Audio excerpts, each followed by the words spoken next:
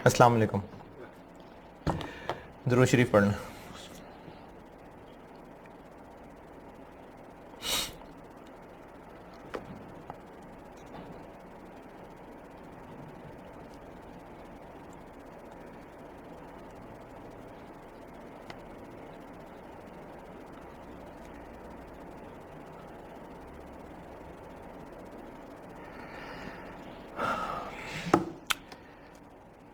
Adjustment number 2 पे आ जाएं, page number 3 adjustment number 2। अब यहां से पढ़ाता जाता हूं और जब जब कहूंगा पढ़ने को तब पढ़िएगा, उससे पहले सुने ज़बानी।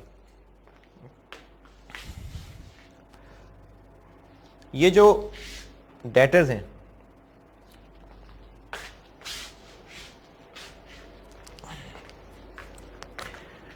ये पी के डेटर्स हैं और ये एस के क्रेडिटर्स हैं। पी और एस दो अलग अलग कंपनीज हैं, इन दोनों की अपनी अपनी हैसियत है। तो ये दोनों आपस में एक दूसरे को खरीद बेच भी सकते हैं, और अगर खरीद बेच सकते हैं तो फिर दोनों एक दूसरे के डेटर क्रेडिटर भी हो सकते हैं। फर्ज करते हैं कि पेरेंट ने एस को चीजें बेची थी जिनसे 3000 अभी भी रिसीवेबल है। अच्छा, चीजें बेची थी यानी सेल्स, तो यहां कहीं सेल्स आ रही हैं? सेल्स आ रही हैं कहीं? तो सेल्स थी, इसका बैलेंस शीट से कोई ताल्लुक नहीं है। एसओसीआई में देखेंगे यहां पर क्या आ रहा है, डेटर क्रेडिटर। तो बैलेंस शीट में हमने बैलेंसेस को देखना है। इस 9000 में एक 3000 का ऐसा रिसीवेबल शामिल है जो कि रिसीवेबल फ्रॉम एस है। इस 15000 में एक 3000 का ऐसा पेएबल शामिल है जो पेएबल टू पी है। अगर ये 9 और 10 ऐड करके 19 बना दें तो अब ये ग्रुप बन गया। तो अब इसकी इंटरप्रिटेशन क्या हो जाएगी कि ग्रुप के 19000 रिसीवेबल्स में, अच्छा अब क्या है, पी और एस खत्म होके अब एक ग्रुप है। ग्रुप के 19000 के अंदर 3000 ऐसा रिसीवेबल है जो ग्रुप ने ग्रुप से रिसीव करना है, और इसी तरह ग्रुप की लायबिलिटीज 34000 के अंदर 3000 ऐसा पेएबल है जो ग्रुप ने ग्रुप को पे करना है। तो ग्रुप की नजर से कोई रिसीवेबल पेएबल है ये, तो उसको बैलेंस शीट में रिपोर्ट करना फिर फेयर नहीं है। तो हम उस 3000 को यहां से भी निकाल देंगे और यहां से भी निकाल देंगे। इसको कहते हैं इंटर कंपनी बैलेंस को एलिमिनेट करना। यानी ग्रुप में पी और एस जिनको हम कंसोलिडेट कर रहे हैं, अगर उनका आपस में कोई पेएबल रिसीवेबल है, अच्छा वो पेएबल रिसीवेबल किसी भी नाम से हो सकता है, जैसे डेटर तो दूसरे का क्रेडिटर, या dividend receivable dividend payable. Dividend कहां से आ गया? कंपनी एस है, उसके शेयर्स पी के पास हैं, तो कंपनी ने अगर डिविडेंड देना है तो कंपनी पी ने डिविडेंड लेना है ना फिर। तो डिविडेंड रिसीवेबल डिविडेंड पेएबल। इसी तरह हो सकता है दोनों में से किसी एक ने दूसरे को लोन दिया हो, तो एक का लोन एसेट आ रहा होगा, दूसरे का लोन लायबिलिटी आ रहा होगा। ये होते हैं इंटर कंपनी बैलेंस। या इस तरह कैफ लेवल पे एक टर्म इस्तेमाल हुआ करती है करंट अकाउंट, सीफएफ में भी हो सकते हैं, करंट अकाउंट बैलेंस। तो करंट अकाउंट बैलेंस ये होता है कि एक ने दूसरे के बिहाफ पे कुछ ट्रांजेक्शंस की होती है, कोई लेन देन होता है, तो कोई ना कोई रिसीवेबल पेएबल होता है, तो दूसरे के नाम का वो करंट अकाउंट ओपन कर लेता है। यानी पी अपनी बुक्स में एस के नाम का करंट अकाउंट ओपन कर लेगा, और एस अपनी बुक्स में पी के नाम का करंट अकाउंट ओपन कर लेगा। एक की बुक्स में यकीनन वो एसेट्स में आ रहा होगा, तो दूसरे की लायबिलिटीज में आ रहा होगा, और दोनों का बैलेंस बराबर होना चाहिए। क्यों बराबर होना चाहिए? क्योंकि दोनों आपस में ट्रांजैक्शंस कर रहे हैं। तो अगर एक पैसे ले रहा है तो दूसरा दे रहा है, एक गुड्स बेच रहा है तो दूसरा खरीद रहा है, तो दोनों का बैलेंस आपस में टैली करना चाहिए। तो क्या करें, उस इंटर कंपनी बैलेंस का एलिमिनेट कर दें। जिस एसेट में शामिल है वहां से निकाल दें, जिस लायबिलिटी में शामिल है वहां से निकाल दें। एक जिसका एसेट है उसने हो सकता है वो बैड डेट कर दिया। क्यों कर दिया? मुमकिन है, इसकी सब्सिडरी अपनी है, बैड डेट क्यों होगा? क्यों होगा बैड डेट? लाजमी है कि सब्सिडी वाले पैसे मिल जाएंगे। उसके हम तब हलक में हाथ डाल के निकाल लेंगे पैसे, सब्सिडरी है अपनी। तो सब्सिडरी से पैसे क्यों नहीं मिलेंगे? ये कभी नहीं ऐसे होता। देखो सब्सिडरी पे हमारा कंट्रोल है, हमारे पैसे नहीं देंगे वो, हम जब चाहें पैसे निकलवा लें उनसे। तो इंटर कंपनी बैलेंस हम एलिमिनेट कर देंगे। लेकिन इसमें मसले वाली बात क्या है? मसले वाली बात यह है कि अगर पेरेंट के रिसीवेबल में 3000 आ रहा है और एस के पेबल में 2000 आ रहा है, आप क्या करें? तो गलती ढूंढे किसने की है। तो फिर 2000 और 3000 का फर्क होना ही नहीं चाहिए था। अगर फर्क है तो इसकी कोई ना कोई वजह है, तो पहले हमें वो वजह ढूंढनी पड़ेगी। 3 पॉसिबल वजह हो सकती हैं। एक वजह यह हो सकती है कि दोनों में से किसी एक ने या दोनों ने कोई एरर कर दिया है। अब वो एरर ना लिखने का भी हो सकता है, गलत लिखने का भी हो सकता है। पता चल गया जी ये मसला है, क्या करें? मसला ठीक है। पहले मसला ठीक करें, और फिर बता रहा हूं हम बैलेंस शीट बना रहे हैं, जो भी एडजस्टमेंट करनी है उसका डबल इफेक्ट करना है। तो अगर किसी ने कोई एरर किया हुआ है तो उसका एरर भी रेक्टिफाई करना है, और वो भी डबल एंट्री रेक्टिफाई करना है। तो पहले एरर ठीक करेंगे, कर दिया ठीक। अब एरर ठीक करने के बाद इंटर कंपनी बैलेंस टैली कर गए, अब क्या करें? जितने टैली करेंगे अब उनको एलिमिनेट कर दें। तो इंटर कंपनी बैलेंस में अगर फर्क नहीं है तो बस एलिमिनेट कर दें, लेकिन अगर फर्क है तो क्या करें? फर्क की वजह ढूंढें। फर्क की एक वजह हो सकती है एरर, तो फिर पहले एरर ठीक करें। जैसे मिसाल के तौर पे एरर ये है कि पेरेंट ने एस से पैसे रिसीव किए थे 1000 रुपए, रिकॉर्ड ही नहीं किए, एरर आ गया ना। अब रिकॉर्ड कर लें, कैश डेबिट डेटर क्रेडिट, यहां ऐड। आप डेबिट क्रेडिट ना लिख के दिखाएं, ब्रैकेट में प्लस माइनस। कैश डेबिट मतलब 6 + 12 + 1, डेटर क्रेडिट 9 + 10 - 1। एरर ठीक हो गया। अब सही इंटरकंपनी बैलेंस एलिमिनेट करते हैं, इधर से भी माइनस और इधर से भी माइनस। दूसरा पॉसिबल रीजन हो सकता है कि एरर तो नहीं हुआ, लेकिन एक ने दूसरे को पैसे भेजे थे और जिसको पैसे मिलने थे तो रक्षा भी सिग्नल पे फंसा हुआ है और ईयर एंड आ गया। मतलब जो बंदा पैसे लेके चला हुआ है वो अभी रिसिपिएंट तक पहुंचा ही नहीं कि ईयर एंड बीच में आ गया या कुछ छुट्टियां आ गई। तो एक ने पैसे दूसरे को भेज दिए थे तो पेएबल डेबिट और कैश क्रेडिट कर लिया होगा। दूसरे को पैसे मिले नहीं थे, उसने कैश डेबिट रिसीवेबल क्रेडिट नहीं किया होगा, इसलिए रिसीवेबल और पेएबल में फर्क आ गया। इसको कहते हैं कैश इन ट्रांजिट। अब क्या करें? जिसने कैश लेना था उसको नहीं मिला, ले लें, कैश डेबिट डेटर क्रेडिट कर दें। चलो रास्ते में मिल ही जाएगा ना, पता है रास्ते में, कर दें, कैश डेबिट डेटर क्रेडिट कर दें। अब डिफरेंस दूर हो गया? नहीं, एतराज है इस पर? कैश में सोचा था, कैश तो वैसे ही कैश में मसला नहीं होता। क्यों? कैश में मसला कैसे? एक ने पेमेंट कर दी, चेक दे दिए, वो चेक पोस्ट किए हुए यहां पहुंचे ही नहीं अभी।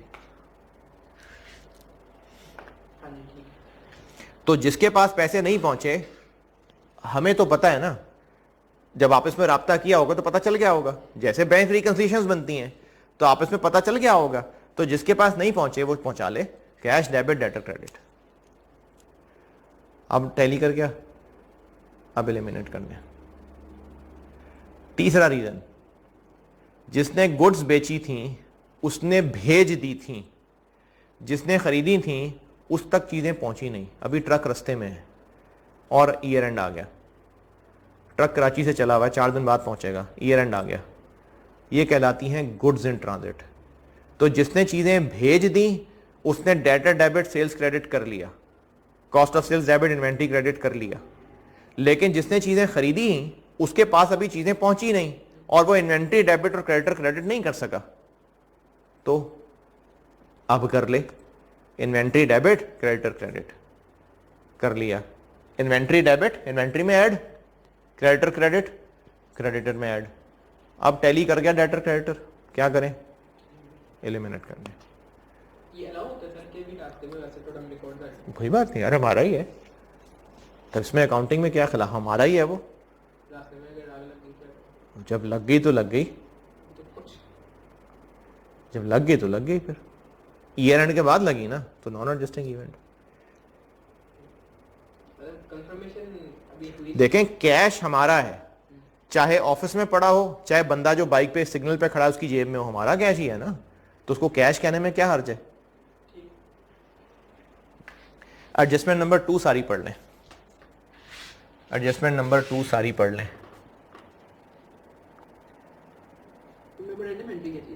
ये मैंने ना सिर्फ ये इफेक्ट दिखाने के लिए कि क्या क्या कहां कहां इफेक्ट जा रहा होगा, सिर्फ वो दिखाने के लिए एंट्री बना के दी है, वरना अगर आप एंट्री समझ नहीं आती तो दफा करें, आपने कौन सी एंट्रीज करनी है। मैं तो डबल एंट्रीज वाला तरीका नहीं पढ़ा रहा ना, मैं तो ये काम नहीं बना रहा, मैं तो आपको फॉर्मेट्स और प्लस माइनस बता रहा हूं, तो इसलिए डबल एंट्री ना समझ आए तो छोड़ देना बेशक। मैंने सिर्फ डबल एंट्री में ये सिखाया हुआ है कि इफेक्टिवली हो क्या रहा होगा, जब एलिमिनेट कर रहे होंगे तो इफेक्टिवली क्या हो रहा होगा, डेटर भी खत्म हो रहा होगा, क्रेडिटर भी खत्म हो रहा होगा, डेबिट तो क्रेडिटर डेबिट और debtor credit.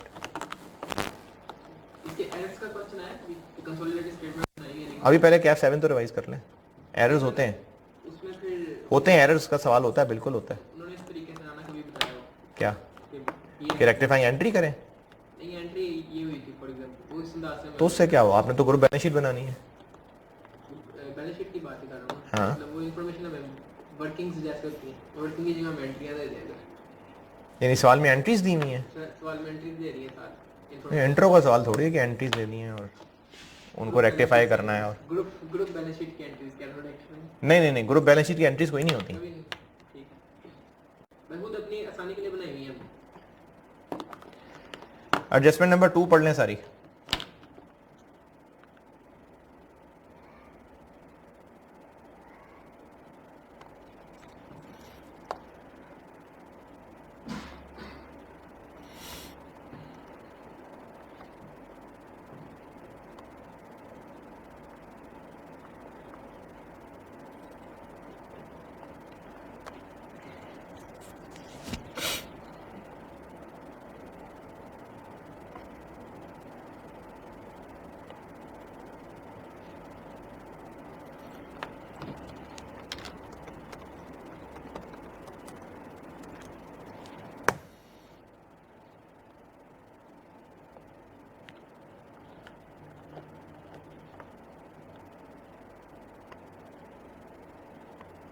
Goods in transit की तरह ऐसा भी होता है कोई इन ट्रांजिट, क्या हुआ, फिक्स्ड एसेट जैसे वो इन ट्रांजिट है, ऐसा भी होता है, वो भी हो सकता है, उसको भी एसेट रिकॉर्ड कर लीजिएगा, एसेट रिकॉर्ड कर लेंगे। पहुंचने से पहले। अच्छा, अब आप अगर साथ साथ करना चाहें तो साथ साथ कर लें। अब आप लेक्चर रोक के ना कर सकते हैं, ये जो मैंने प्रैक्टिस क्वेश्चन दिए हुए हैं, आप इनमें से क्वेश्चन नंबर 1 कर सकते हैं, कर लें तो अच्छा है, नहीं करना तो कम से कम ज़बानी ही देख लें सवाल और सोल्यूशन।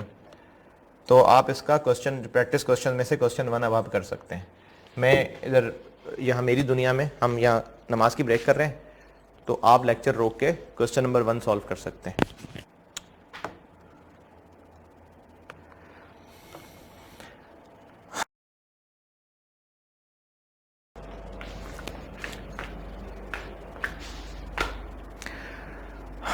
अभी बात हो रही थी कि पी और एस दोनों आपस में एक दूसरे के साथ ट्रांजैक्शंस कर सकते हैं, तो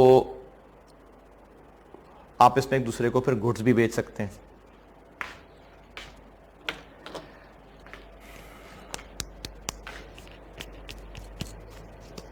अगर रिजल्ट मिटा देता हूं,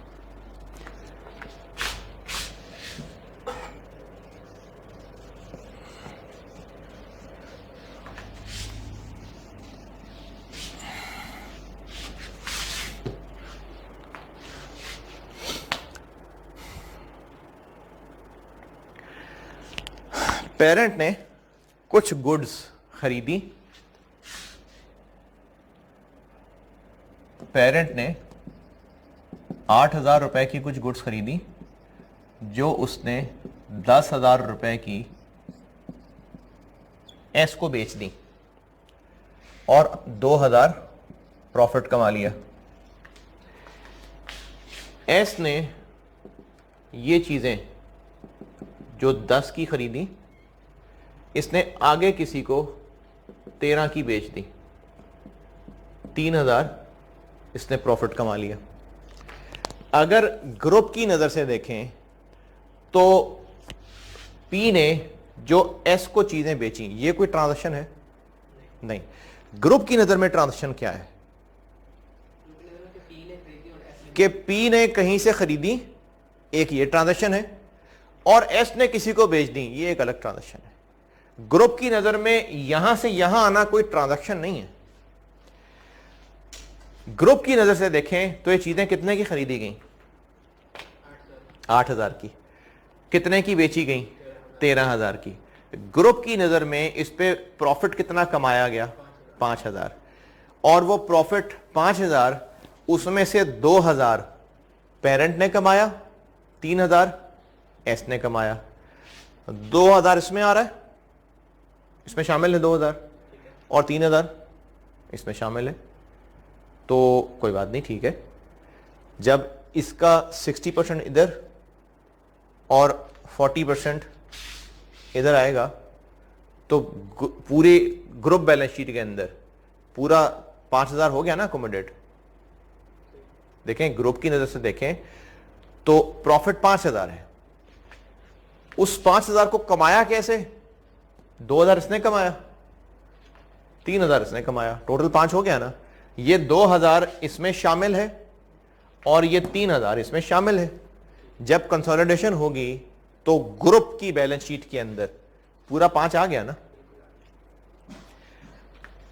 और इसने जो प्रॉफिट कमाया, और इसने तो प्रॉफिट बेशक उसने एस से कमाया, कोई मसला नहीं। जब कंसोलिडेशन होगी तो ग्रुप की 5,000 कमाई शो हो जाएगी। ग्रुप बैलेंस शीट में देखें 2,000 इसमें शामिल है और 3,000 ये इसमें शामिल है। जब इसका 60% यहां, तो उस 3,000 में से 1,800 इधर आ गया, 40% यहां, तो 1,200 यहां चला गया। तो आ तो गया ना इक्विटी साइड पे।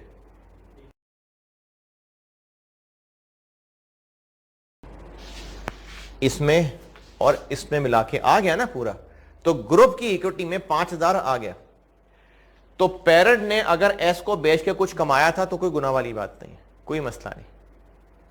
मसला तब होता अगर पेरेंट ने ये 2,000 कमाया होता और एस ने चीजें अभी आगे बेची ही ना होती। ये सारी की सारी चीजें एस के पास ही पड़ी होती। ग्रुप पॉइंट ऑफ व्यू से सेल हो गई। सेल कब होती? जब एस आगे बेचता। तो ग्रुप पॉइंट ऑफ व्यू से जब ये सेल हुई नहीं तो ग्रुप पॉइंट ऑफ व्यू से कितना प्रॉफिट कमा लिया? कुछ भी नहीं। जबकि पेरेंट अपनी तरफ से 2,000 का प्रॉफिट शो कर चुका और पेरेंट के वो इन रिटेन अर्निंग्स में आ भी रहा है। तो पेरेंट ने तो उसको अपनी इनकम बना लिया, लेकिन ग्रुप की नजर से देखें तो इस 60,000 रुपए में 2,000 ऐसा शामिल है जो ग्रुप के पॉइंट ऑफ व्यू से अभी रियलाइज ही नहीं हुआ। रियलाइज कब होता? जब एस भी आगे बेच देता। तो इसमें एक प्रॉफिट शामिल है, वो ग्रुप की नजर से देखें तो अनरियलाइज्ड है। क्या करें? किसमें से? पी में से। पी ने बेचा है तो यहां से हम लोग 2,000 माइनस कर देंगे। दूसरा फैक्ट, ये चीजें खरीदी किसने थी? असल में पी ने। कितने की? 8,000। ग्रुप के पॉइंट ऑफ व्यू से इनकी कॉस्ट 8,000 ही है ना। और ये चीजें अभी पी से निकल के एस के पास चली गई, लेकिन हैं तो ग्रुप के अंदर। और ग्रुप की नजर में उन चीजों की कॉस्ट कितनी है? इन्वेंट्री की कॉस्ट कितनी है? 8,000। जबकि एस की इन्वेंट्री कितने पे आ रही होगी? 10,000। तो एस अपनी इन्वेंट्री जो यहां इधर शो कर रहा है उसमें कितना फालतू शामिल है? 2,000। क्यों है शामिल? क्योंकि पी ने उसमें प्रॉफिट लोड करके एस को भेजा था। तो एस ने तो इसी को अपनी कॉस्ट कहना था ना। तो एस के पॉइंट ऑफ व्यू से तो ठीक है उसकी इन्वेंट्री 10,000 है, लेकिन जब ग्रुप की ऐनक लगा के देखते हैं तो उस खास रोशनी में इस 10,000 में छुपा प्रॉफिट दिखने लगता है। वो प्रॉफिट ग्रुप के पॉइंट ऑफ व्यू से देखें तो रियलाइज्ड है, उसको अनरियलाइज्ड कहते हैं। यानी पी और एस की आपस की सेल में अगर बेचने वाले ने कुछ प्रॉफिट कमाया था तो वो उसकी रिटेन अर्निंग्स में आ रहा होगा। और वो प्रॉफिट लोडेड चीजें जब बायर के पास पहुंची और बायर के पास पहुंच के वो उसके स्टिल स्टॉक में पड़ी हुई हैं, तो वो स्टॉक ग्रुप बैलेंस शीट में भी आ रहा होगा। तो ग्रुप बैलेंस शीट में स्टॉक ओवर वैल्यूड आता रहे, क्या करें, कितना, तो 2000 यहां से भी लेस और 2000 इन्वेंट्री से भी लेस। अच्छा, मैंने मिसाल रखी है पी ने एस को बेचा, अगर एस ने पी को बेचा होता फिर क्या होता, ये एस और ये पी होता। अब क्या करूं, इसने बी को बेच दी थी, तो अब सेल आ रही है सब्सिडी में, नहीं ग्रुप के लिहाज से तो वही है ना। तो क्या करूं फिर इसकी एडजस्टमेंट, इस 2000 को माइनस करेंगे एस में से, इधर से, और इन्वेंट्री वो तो इन्वेंट्री ही है। तो इस 2000 को हम इस इन्वेंट्री में से और सेलर की रिटेन अर्निंग से इसलिए माइनस कर रहे हैं क्योंकि एक दूसरे को बेच के प्रॉफिट नहीं कमा सकते, प्रॉफिट एक दूसरे को बेच के अगर रियलाइज ना नहीं कमा सकते तो इसलिए माइनस कर रहे हैं। नहीं, अगर रियलाइज हो गया होता तो कोई मसला नहीं। जैसे मैंने इससे पहले जो मिसाल यहां लिखी थी जो मिटा दिया, उसमें प्रॉफिट रियलाइज हो गया था। कैसे, 8000 की खरीदी हुई चीजें किसी को 13000 की बेच दी गई थी, तो बेशक इसने थोड़ा सा प्रॉफिट अपने पास रखा था, लेकिन ग्रुप पॉइंट ऑफ व्यू से तो 5000 ही था ना। तो पेरेंट और एस आपस में अगर गुड्स बेचें और बेचने वाला उस पर प्रॉफिट कमाए, कोई मसला नहीं है, कोई इशू नहीं है। लेकिन सर वो तो इंटर कंपनी सेल है, तो सेल्स तो हम यहां नहीं लिख रहे ना, ये बैलेंस शीट है। जब इनकम स्टेटमेंट बताऊंगा अगली क्लास में तो सेल्स का भी कुछ ना कुछ करेंगे, बैलेंस शीट में सेल्स नहीं है। तो अगर पेरेंट या एस आपस में एक दूसरे को गुड्स बेचें और उसमें प्रॉफिट लोडेड हो, तो वो प्रॉफिट जिन गुड्स में रखा गया है, अगर वो गुड्स आज ग्रुप में मौजूद नहीं है, क्यों नहीं है, क्योंकि आगे बिक गई हैं या कंज्यूम हो गई हैं, आज ग्रुप की बैलेंस शीट में वो नहीं मौजूद हैं, तो कोई मसला नहीं है। मसला कब है, अगर वो बेची गई चीजें जिनमें प्रॉफिट रखा गया था वो अब भी बैलेंस शीट में मौजूद हैं, तो मसला है। तो अनरियलाइज प्रॉफिट क्या हुआ, इंटर कंपनी सेल में से बची हुई चीजें जो आज भी बैलेंस शीट में मौजूद हैं, उनमें जो प्रॉफिट छुपा हुआ है उसको यूआरपी अनरियलाइज प्रॉफिट कहते हैं। क्या एडजस्टमेंट बनी फिर, इन्वेंट्री में से माइनस और सेलर के रिटेन अर्निंग में से माइनस। अच्छा, हो सकता है कि इन बेची हुई चीजों में से आधी बची हुई है, आधी बिक गई, तो फिर पूरा 2000 अनरियलाइज्ड है, यानी फिर 1000 अनरियलाइज्ड है। अच्छा, अगर 20% बची हुई है तो फिर 400 रुपए अनरियलाइज्ड है, 10% बची हुई है तो फिर 200 रुपए अनरियलाइज्ड है। यानी इंटर कंपनी सेल में से बची हुई चीजें जो ईयर एंड पे बैलेंस शीट में अब भी मौजूद हैं, उनमें जो प्रॉफिट लोडेड है वो यूआरपी है। क्या ट्रीटमेंट की जाए, सारा प्रॉफिट जितना कमाया था सब उड़ा दें, नहीं, उन बची हुई चीजों में जितना प्रॉफिट लोडेड है जिसको यूआरपी कहते हैं उसको इन्वेंट्री में से लेस कर दें और सेलर की रिटेन अर्निंग में से। पी सेलर है तो यहां से लेस कर दें, एस सेलर है तो यहां से लेस कर दें। इसमें अगर फॉर एग्जांपल एनआरवी पे राइट डाउन हो चुकी है, वो जो इन्वेंट्री जो बेची, जी जी, एस को इन्वेंट्री बेची थी लेकिन वो अब एनआरवी पे राइट डाउन हो चुकी है और वो राइट डाउन होके कॉस्ट पे आ गई है, ठीक है। तो जिस कॉस्ट से एस से निकली तो अब भी इन्वेंट्री में से माइनस करेंगे।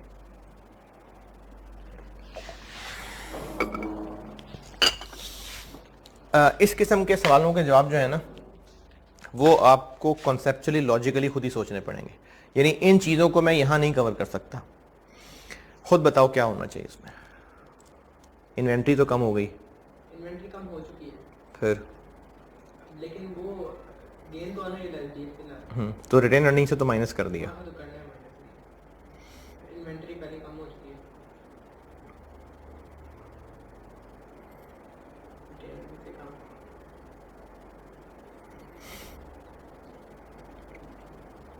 अच्छा आप भी सोच लें तुमने में सवाल ये पूछा है कि अगर बायर समहाउ उस इन्वेंट्री को एनआरवी राइट डाउन करके 8,000 पे ले आया होता, यानी अब वो इन्वेंट्री मार्केट में सस्ती हो गई होती है, एनआरवी राइट डाउन, तो वो 10,000 से कम करके 8 पे ले आया होता, तो इन्वेंट्री में तो प्रॉफिट नहीं लोडेड है।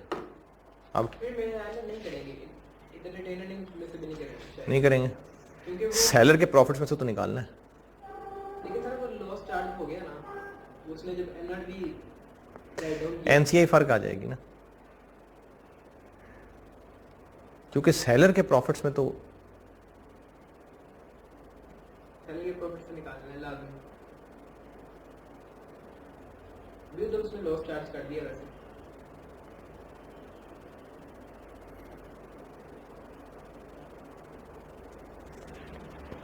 सर इस टाइम सोच रहा अच्छा कर दिया कि जिसने लॉस चार्ज किया हुआ उसको रिवर्स कर देंगे, लॉस रिवर्स करें, उसका लॉस रिवर्स कर देंगे, जिसने लॉस चार्ज किया उसका लॉस रिवर्स कर दें। क्यों? क्योंकि वो एक्चुअली वो अनरियलाइज प्रॉफिट अगर हम पहले ही निकाल देते, अगर हम पहले ही अनरियलाइज प्रॉफिट निकाल देते तो फिर इन्वेंट्री ऑलरेडी कॉस्ट पे आ रही होती, तो उसको राइट डाउन करने की जरूरत ही ना पड़ती। ये लॉस रिवर्स कर देंगे, बाकी इसका ट्रीटमेंट सेम करेंगे, इन्वेंट्री में से माइनस करेंगे दोबारा। नहीं नहीं, मतलब नहीं, इफेक्टिवली तो इन्वेंट्री में से कुछ नहीं हो रहा होगा ना, लॉस रिवर्स करेंगे और फिर माइनस हो जाएगा, इन्वेंट्री पे फर्क नहीं पड़ रहा होगा, लेकिन बायर के प्रॉफिट्स में ऐड हो रहा होगा और सेलर में से निकल रहा होगा।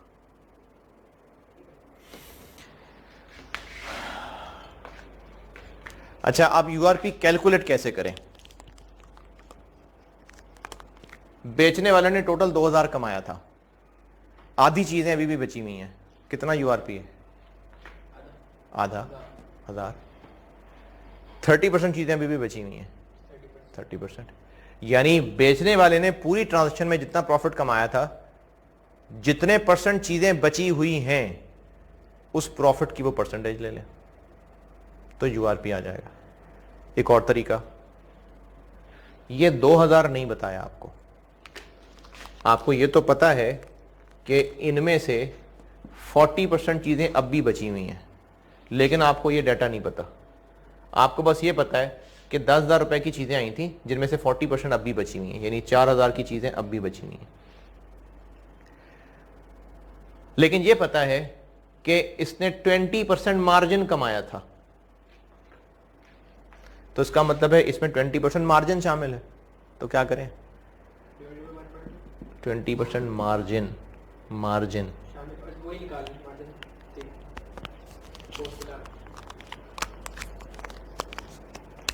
एडजस्टमेंट नंबर 3 सारी पढ़ लें, नोट्स में एडजस्टमेंट नंबर 3 सारी पढ़ लें।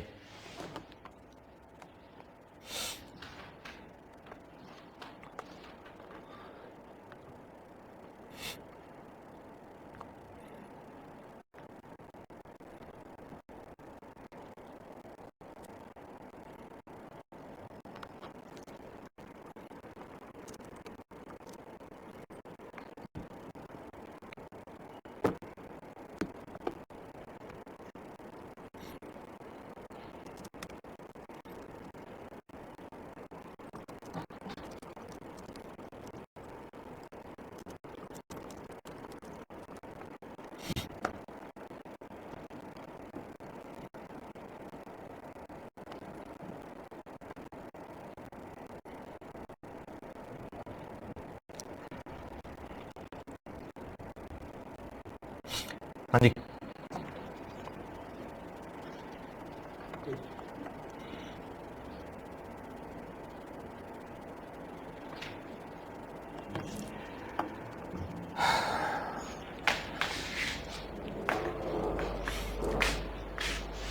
अगर ये चीजें इसने 10,000 की इसको बेची होती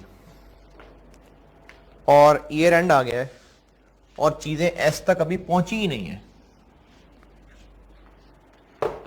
गुड्स इन ट्रांजिट कितने की है? गुड्स इन ट्रांजिट 1,000 की बेची है, 10,000 की चीजें बेची 10,000 की बेची, और एस के पास पहुंची ही नहीं अभी, एस या पी जो भी है, तो गुड्स इन ट्रांजिट हो गई। गुड्स इन ट्रांजिट की क्या एडजस्टमेंट सीखी है? रिकॉर्ड कर इन्वेंट्री डेबिट, क्रेडिटर क्रेडिट, कितने से? 10,000 10,000 से। Inventory debit, creditor credit. अब चूंकि हमने खुद अभी अभी इन्वेंट्री 10,000 से डेबिट की है तो यूआरपी भी आ गया, क्योंकि हमने की है ना अभी इन्वेंट्री, गुड्स इन ट्रांजिट है तो इन्वेंट्री तो डेबिट करेंगे, तो अब इसका मतलब यूआरपी आ गया। कितना? पूरा का पूरा 2,000। तो फिर ये पूरा का पूरा 2,000 यूआरपी ट्रीट होगा। यानी अगर हमने कोई गुड्स इन ट्रांजिट की एडजस्टमेंट की है तो यकीनन उस पर यूआरपी होगा, पक्का।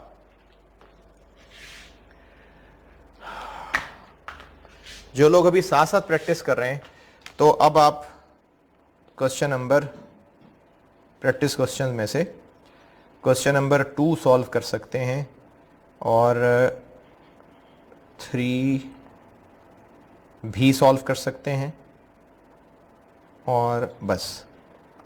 यानी अब आप इस एडजस्टमेंट को करने के बाद प्रैक्टिस क्वेश्चन 2 और 3 सॉल्व कर लीजिएगा ज़रूर। लेक्चर रोक के ही कर लीजिएगा ताकि साथ साथ रिवीजन होती जाए। अगर नहीं भी कर रहे ना, मौत पड़ रही है, तो कम से कम सवाल पढ़ के उसका ज़बानी सोल्यूशन ज़रूर देख लें। CFAP के क्वेश्चंस का लेवल काफ़ी ऊंचा होगा, लेकिन यूआरपी वगैरह उसमें भी होगी, उसमें भी हमने करना होगा। इन्वेंट्री में से लेस और रिटेनर, उसमें भी हम लोग वर्किंग्स ऐसे ही बना रहे होंगे। अब इनमें और चीज़ें होंगी लेकिन वर्किंग्स ऐसे ही कर रहे होंगे, तो आप एटलीस्ट उसकी प्रैक्टिकल सवाल देखें ज़रूर। वैसे तो करें लेकिन कम से कम देखें ज़रूर।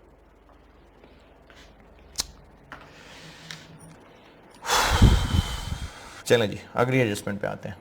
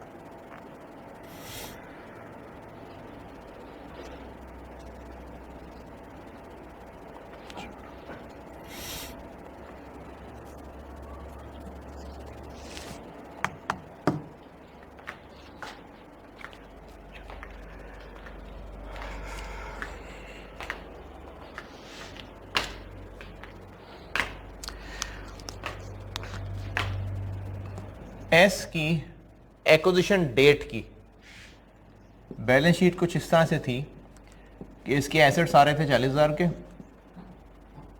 और इसकी कैपिटल 12,000, और इसकी रिटेन अर्निंग्स 21,000, और लाइबिलिटीज थी कितनी? 7,000। एक्विजिशन डेट पे एस की बैलेंस शीट ये थी। अभी आसानी के लिए 100% शेयर्स ले लेते हैं। पी ने 100% शेयर्स खरीद लिए 38,000 के।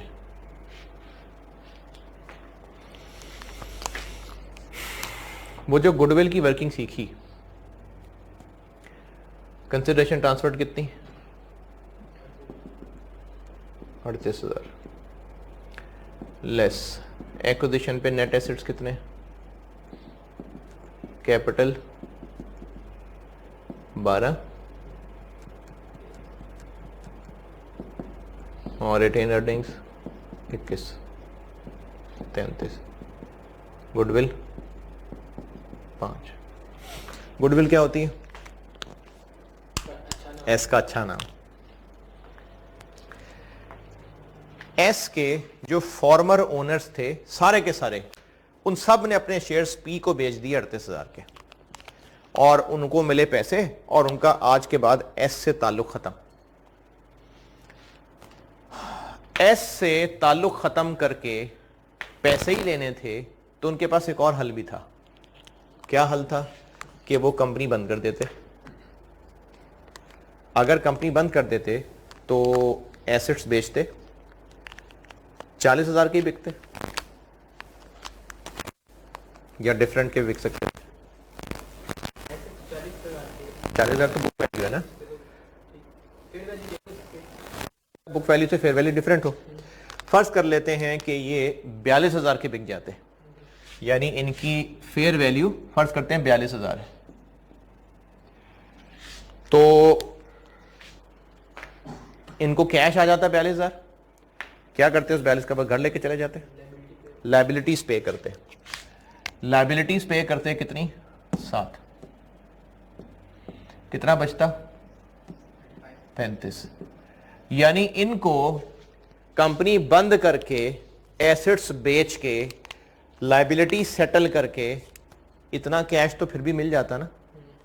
तो इन्होंने जब अपने शेयर्स पी को बेचने, तो इनकी नजर से तो इनका एस से ताल्लुक खत्म हो रहा है और पैसे आ रहे हैं, तो कंपनी बंद करके भी यही होना था। तो कंपनी बंद करके भी उनको 35,000 तो मिल ही जाने थे। तो अगर ये अक्लमंद हुए तो पेरेंट को 35 से कम में तो नहीं बेचेंगे ना। तो इन्होंने अगर एस कंपनी का अच्छा नाम ना भी होता फिर भी कम से कम कितने के शेयर्स बेचने थे? 35,000 के। कितने के बेच रहे हैं? तो टेक्निकली ये गुडविल के लिए कितने ले रहे हैं? जबकि हमारे इस फार्मूले से आंसर तो 3 नहीं आ रहा। इसका मतलब है हमारा ये मेथड फ्लॉड है।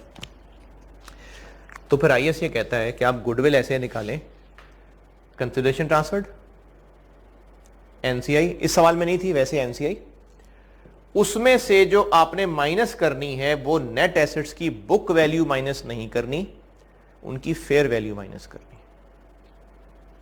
ताकि ये वाला मसला गुडविल को खराब ना करे।